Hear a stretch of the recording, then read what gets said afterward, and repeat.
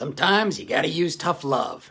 Hey, I am Chuck the bureaucrat, and today I'm gonna tell you something that happened while I was in company command that shed light on an interesting leadership style. I call this the story of the angry first sergeant. Anyways, when I was a company commander, I had one of those offices that had like an adjoining door between the company commander and the first sergeant. And one day I'm sitting in my office doing some paperwork, and I just hear this yelling going on over in the first sergeant's office. And judging from what's coming through the wall, there's a team leader and a staff sergeant and a platoon sergeant and the first sergeant, and the team leader has done something that has gotten the first sergeant upset.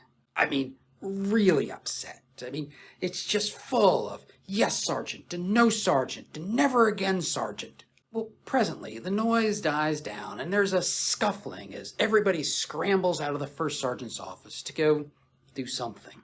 And the first sergeant opens that door between our offices and just comes leaning in with his cup of coffee. So I look up from the paperwork and I say, "What was that all about?" And he tells me what the team leader did, and it, quite frankly, wasn't anything that serious. So I say to him, "Well, why are you making such a big deal about this thing?" And the first sergeant says to me, "Well, the way I look at it is if I don't do anything, but then you as the company commander find out and get angry at that soldier, he's in a lot more trouble than if I take care of it. And what's more, if I kind of overdo it with the on-the-spot correction, then you're in a good position to say, that soldier has been punished enough." And so here is the weird moral of this story. For the soldier, it probably felt like the first sergeant was being unreasonably harsh. But in a lot of ways, that harshness served as a barrier so that nobody else in the chain of command would get involved and try to discipline the sergeant. Viewed from that perspective, the angry first sergeant was actually trying to help and protect that junior NCO.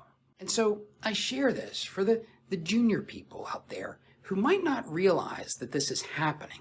Plenty of times, the major is going to put together a brief, and the colonel is just going to read him the riot act. The major is going to go back again and again, polishing that brief. And then when they go off and they brief the two-star is going to be like, good job. And the major may not realize that the colonel was actually protecting him from the general seeing a pretty poor product that just makes the general angry. And I know, not every leader who behaves like this is doing it in the spirit of the angry first sergeant.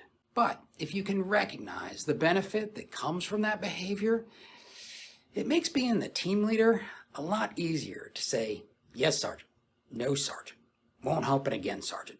Anyways, if you want to see something else that junior folks often are unaware is happening above them within the hierarchy, watch this video.